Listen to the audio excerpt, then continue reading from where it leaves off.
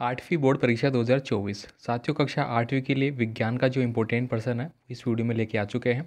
और पूरा पेपर है दोस्तों, आपको अच्छे से कर लेना है। सारा प्रश्न पत्र है वो सॉल्यूशन के साथ लेके आया हूँ और सभी प्रश्नों के साथ साथ उनके आंसर भी लिखे हुए हैं। बाकी जिसको भी PDF फाइल देखना है वो ऐप पे देख सकते हैं। ऐप का लिंक डिस्क्रिप्शन बॉक्स में दिया गया है।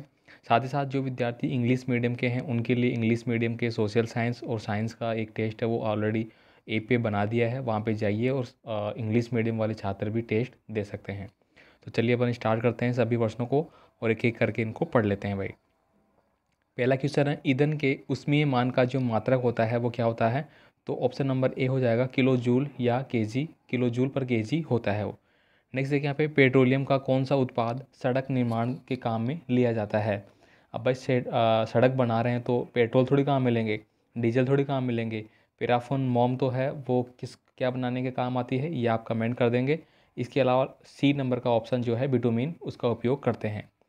भारतीय विशाल गिलहरी का नाम क्या है? तो ये हो जाएगा हमारा विसन, ऑप्शन नंबर ए। कर्णपटह कंपनों को कहाँ भेजता है? तो कर्णपटह जो कंपन होते हैं, मतलब हमारे कान में जो कंपन महसूस करते हैं, उनको कहाँ पे भेजा जाता है? तो आंतरण कर्ण में उसको भेजा जाता है।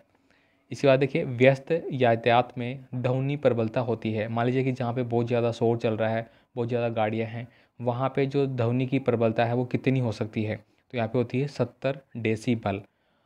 और आपको पता है कि ध्वनि की जो मात्रक होता है उसको डेसीबल में मापा जाता है और 20 से लेके 20,000 तक की जो डेसीबल क्षमता होती है वो मनुष्य सुन सकता है।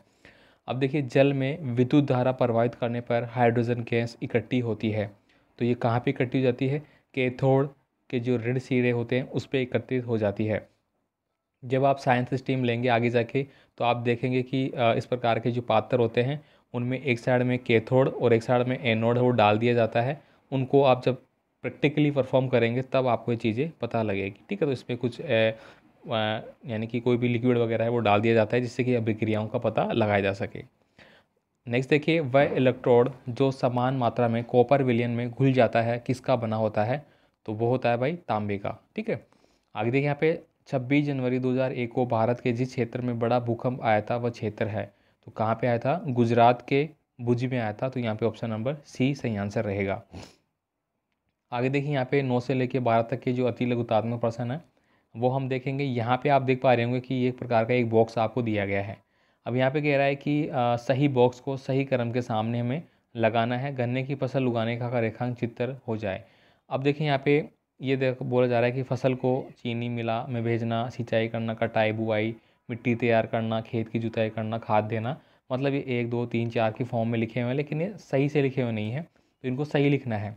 अब देखिए यहाँ पे सबसे पहले क्या करता है, मिट्टी को तैयार किया जाता है, फिर खेत की जुताई की जाती है, फिर बुआई करी जाती है, फिर खाद दिया जाता है, फिर सिंचाई की जाती है, फिर कटाई की जाती है और लास्ट में फसल को चीनी मिल में या चीनी जो मिल होती है ना, कारखाने, वहाँ पे भेजना। तो ये प्रोसेस है वो होता है यहाँ पे। तो ये यहाँ पे लिख दिया गया है, ठीक है। आगे देखिए, सूक्ष्म जीवों के मुख्य वर्ग कौन कौन से होते हैं? तो मोस्टली इनके 4 वर्ग होते हैं, ठीक है।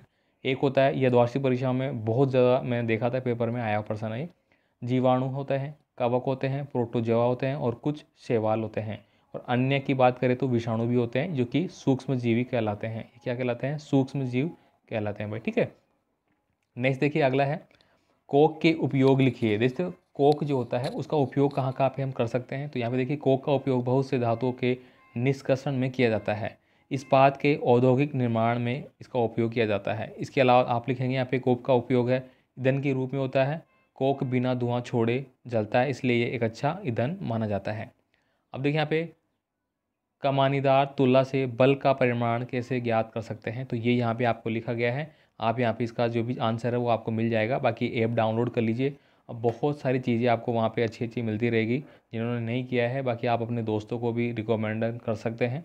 ऐप में आपको लगभग सभी पेपर है वो मिल जाते हैं, जहाँ पे आप अपने हिसाब से देख सकते हैं। मुझे पूछने की ज़रूरत नहीं होगी, आपको जो अच्छा लगे वो देख सकते हैं, नहीं लगे तो आप छोड़ सकते हैं। तो वो जो क्वेश्चन आपने अटेंड कर लिए हैं वो भी आप देख सकते हैं वहाँ पे। बाकी टेस्ट जरूर दे भाई, टेस्ट से बहुत लाभ मिलेगा, गारंटी के साथ कह रहा हूँ। और जो टेस्ट मैंने बना दिए हैं अब तक वो 100% एग्जाम में आने वाले हैं, तो उनको ज़रूर पढ़ लेना भाई। अब देखिए यहाँ पे है नाइट्रोजन। तो मिलान करना आपको, तो नाइट्रोजन किससे है, ए से मिलान किया है, मतलब ये एक प्रकार का पोषक तत्व होता है। यूरिया, यूरिया क्या है भाई, यूरिया हमारा एक प्रकार का उर्वरक होता है। और वर्मी कंपोस्ट ये क्या होता है, एक खाद होता है। और 2 और 4D क्या होता है, खरपतवार होता है। मतलब खरपतवार आप जानती हैं, खरपतवार की परिभाषा वगैरह पढ़ लेना, ये भी आपके लिए इंपॉर्टेंट है। अब देखिए खाद परिरक्षण के किन्हीं 4 सामान्य तरीकों का नाम आपको लिखना है। तो यहाँ पे ये 4 तरीके हैं वो बता दिए हैं, इनको आप पढ़ लेना भाई, किस प्रकार से क्या होता है। आप आराम से इनका स्क्रीनशॉट लेके पढ़ सकते हैं, प्रश्नों का ऐप पे पढ़ सकते हैं, जैसा आपको उचित लगे आप सब पढ़ सकते हैं। पढ़ना आपको पड़ेगा, परीक्षाओं के दिन बहुत नज़दीक आ रहे हैं, ठीक है, तो पढ़ना शुरू कर दीजिए भाई। अब देखिए यहाँ पे निम्नलिखित कथनों का आपको सत्य और असत्य बताने हैं। यहाँ पे देखिए पेट्रोलियम जीवाश्म ईंधन है, तो बिल्कुल ये बात सत्य होती है, तो यहाँ पे हमने इसके सामने लिख दिया सत्य। पेट्रोलियम के विभिन्न संघटकों को पृथक करने का प्रक्रम परिष्करण कहलाता है, तो ये बात भी सही है। वाहनों के लिए सबसे कम प्रदूषक ईंधन डीजल है, तो ये बात असत्य है। मर्त जीवों का ईंधन में परिवर्तन तुरंत हो जाता है, तो ये भी असत्य है भाई। मर्त कोई मर गया तो तुरंत ही उसका ईंधन के रूप में परिवर्तन थोड़ी हो जाएगा, वो गलेगा, सड़ेगा, मिट्टी में दबा रहेगा, काफ़ी सालों वर्षों के बाद, करोड़ों सालों के बाद ये प्रोसेस है वो स्टार्ट होती है भाई, ठीक है। अब देखिए आदर्श ईंधन की विशेषताएं क्या है, ये लीजिए भाई। आदर्श ईंधन की विशेषताएं आपको यहाँ पे मिल जाती है, फटाफट से पढ़ लेना भाई। 1 2 3 4 इंपॉर्टेंट विशेषताएं यहाँ पे बताई गई है, और एकदम अच्छी क्वालिटी में आपको यहाँ पे दिखाई दे रहा होगा। और कोई भी डाउट हो परीक्षाओं के पेपर के रिगार्डिंग, तो आप हमारे व्हाट्सअप नंबर जो आपको दिख रहा है यहाँ पे स्क्रीन पे, इस पे आप अपना मैसेज छोड़ सकते हैं। फ़ोन ना करें, फ़ोन बहुत ज़्यादा आते हैं छात्रों के, तो फ़ोन बार बार नहीं करें। कई विद्यार्थी ऐसे होते हैं जो कि बैक टू बैक 5-7 बार फ़ोन कर देते हैं। अब आप सोचे यार बैक टू बैक कर रहे हैं, मैं नहीं उठा, इसका मतलब मैं कहीं बिजी हूँ, ठीक है। थोड़ा सा दिमाग लगा के काम करें भाई। देखिए क्या होगा यदि हम वृक्षों की कटाई करते रहेंगे, मिट्टी की ऊपरी परत पर अनावृत हो जाए। देखिए यहाँ पे इसका आंसर आपको लिखा मिल जाता है। हम लगातार अगर वृक्षों की कटाई करेंगे तो देखिए भूमि जल का स्तर नीचे चला जाएगा, प्रदूषण बढ़ जाएगा, बहुत सारी चीज़ें हो जाएंगी। यहाँ पे सेकंड पे का आंसर आपको मिल जाता है। रिक्त स्थानों की पूर्ति करनी है, यहाँ पे कुछ आपको ऊपर दिए गए हैं, इन्हीं में से छांट के लिखना है। जैसे कि देखिए पहला है शुक्राणु में कोशिका के सामान्य संघटक पाए जाते हैं, तो यहाँ पे हमने लिखा कोशिका। अब देखिए अगला है निषेचन के परिणाम स्वरूप युग्मन बनता है, जो विकसित होकर क्या किस में परिवर्तन हो जाता है, तो भ्रूण में हो जाता है भाई, ठीक है। सबसे पहले जब निषेचन होता है तो एक युग्मनज बनता है, और वो क्या होता है कि अंडवाहिनिकाओं से निकल के आगे कहाँ पे चला जाता है, गर्भाशय में, और वहाँ पे जाके भ्रूण का निर्माण कर लेता है। और फिर वापस से उसका निर्माण बढ़ता जाता है और वो एक जीव बन जाता है, इस प्रकार से, ठीक है। अब देखिए एक युग्मन में पाए जाने वाले केंद्रकों की संख्या कितनी होती है, तो एक ही होती है भाई। आप देखिए टेढ़ पोल का वयस्क में रूपांतरण है वो कायांतरण कहलाता है, ठीक है। दाब किसे कहते हैं, ये वेरी वेरी इंपॉर्टेंट पर्सन है भाई, अच्छे से ध्यान से पढ़ लेना भाई। और इसमें लगने वाले क्षेत्रफल की भूमिका समझाइए, तो यहाँ पे देखिए दाब किसी पृष्ठ के प्रति एकांक क्षेत्र पर लगने वाले बल को कहते हैं। अब इसका सूत्र भी यहाँ पे बता दिया गया है, और ये क्या होता है वो भी यहाँ पे बता दिया है, आराम से पढ़े भाई। अब देखिए यहाँ पे 20 नंबर का प्रश्न है, निम्न को आपको समझाना है, स्थैतिक घर्षण क्या होता है और सीमांत घर्षण क्या होता है। तो ये भी आपको मिल जाता है, स्थैतिक घर्षण और सीमांत घर्षण आपको यहाँ पे दिया गया है, तो ये पूरा पढ़ लेना भाई, नीचे तक इसका आंसर है टोटल, ठीक है। अब देखिए यहाँ पे कॉपर अपघटन धारामापी का एनोड कॉपर का ही बना होता है, समझाइए क्यों। मतलब कॉपर का जो एनोड वगैरह होता है वो कॉपर का ही धारामापी होता है, वो कॉपर का ही क्यों बनाया जाता है, तो इसके रिगार्डिंग यहाँ पे लिखा गया है, पढ़ लेना भाई लोगों, है ना। अब देखिए यहाँ पे प्रदीप्त पिंड तथा दीप्त पिंड में अंतर आपको लिखना है, तो यहाँ पे देखिए दोनों का आंसर यहाँ पे मिल जाता है दीप्त और प्रदीप्त में। तो प्रदीप्त ऐसे पिंड होते हैं जो दूसरी वस्तुओं के प्रकाश में चमकते हैं, जबकि दीप्त वो होते हैं जो स्वयं प्रकाश से चमकते हैं, ठीक है। दूसरा है उदाहरण के लिए चंद्रमा, जो कि दूसरे प्रकाश से चमकता है, सूर्य से प्रकाश आता है उसके ऊपर, फिर वो चमकता है। और खुद से चमकते हैं जैसे सूर्य हो गया, विद्युत लैंप वगैरह, ये ठीक है। अब देखिए यहाँ पे 23 नंबर का प्रश्न है, सड़क किनारे बने 4 यातायात संकेत बनाकर उसके नाम लिखना है।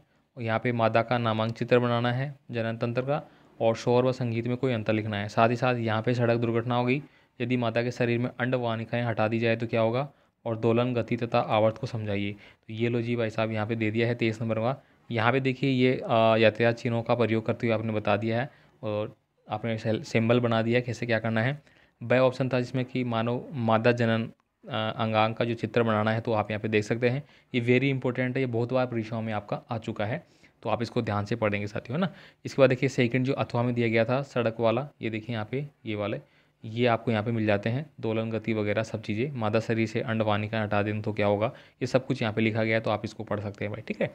अब देखिए यहाँ पे अगला है 24 नंबर का, 2 कॉलम वाली एक सारणी बनाई जिसमें अंतःस्रावी ग्रंथियों के नाम तथा उनके द्वारा स्रावित हार्मोन के नाम बताने हैं, और संपर्क बल से आप क्या समझते हैं उदाहरण द्वारा बताना है।